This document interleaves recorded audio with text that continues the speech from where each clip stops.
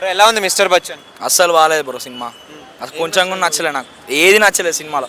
ఒక రవితేజ తప్ప ఏం లేదు సినిమాలో. రవితేజ కోసం రావాలనుకుంటే రావాలి, కానీ అది కూడా మనీ బొక్కే బ్రో. హరీష్ శంకర్ మీద చాలా హోప్స్ పెట్టుకున్నాం, సినిమా మీద చాలా హోప్స్ పెట్టుకున్నాం. మరి ఇంకా ముందు పవన్ కళ్యాణ్తో తీస్తా అంటుండే, అది ఎట్లుండబోతుందో కూడా ఊహించుకుంటేనే అర్థం. అది కూడా రీమేక్ మూవీయే, మరి ఎందుకు తీస్తుండో ఇలా సినిమాలనే అస్సలు అర్థం కావట్లేదు. మనీ మాత్రం బొక్క బ్రో, అట్టిగా పాడుకోవడం తప్ప ఏం లేదు సినిమాలో. ఇది నా ఒపీనియన్ కాదు బ్రో, ఉన్నది చెప్తున్నాం. డబ్బులు పెట్టుకొని రావాలంటే భయం అవుతుంది బ్రో సినిమాలకు. తెలుగు ఫిల్మ్ ఇండస్ట్రీ పోతుంది మొత్తం ఎక్కడికో. అంటే ఇప్పుడు వచ్చే చిన్న సినిమాలే హిట్ కొడుతున్నాయి, పెద్ద సినిమాలు కమిటీ హీరోలు చూసాం బ్రో మొన్న, అట్లా తీసినా ఇంకా చాలా బాగా నడుస్తున్నాయి సినిమాలు. ఇలా పెద్ద హీరోలతోనే హైప్ ఇచ్చుకుంటూ తీయడం వల్ల ఏముంది బ్రో, ఫ్యాన్స్ని డిసప్పాయింట్ చేసడం వల్ల ఏం లేదు ఇక్కడ. చాలా వేస్ట్ బ్రో సినిమా. అంటే రీమేక్ అక్కడ హిట్ అయింది, ఇక్కడ ఎందుకు ఫ్లాప్ అంటున్నారు? అదే మన దాంట్లో మన వాళ్ళు ఎట్లుంటారంటే డైరెక్టర్స్ మన హీరో ఎలివేషన్స్ తప్ప స్టోరీ మీద దృష్టి పెట్టరు కదా. ఉన్నట్టు తీస్తే ఏం కాదు, లేనివి అన్నీ పెట్టేస్తే ఇలానే తయారవుద్ది సినిమా అనేది.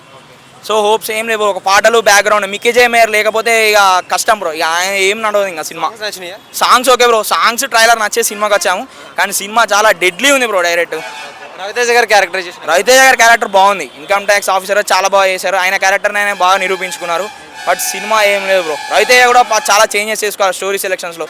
ఊరికే నమ్మి డైరెక్టర్స్కి ఇవ్వడం వల్ల ఆయన ఫ్యాన్స్ని డిసప్పాయింట్ చేయడం, ఫ్యామిలీస్ని డిసప్పాయింట్ చేయడం చాలా వేస్ట్ బ్రో సినిమా. రేటింగ్ ఎంత ఇస్తారు? 0 ఇస్తా బ్రో.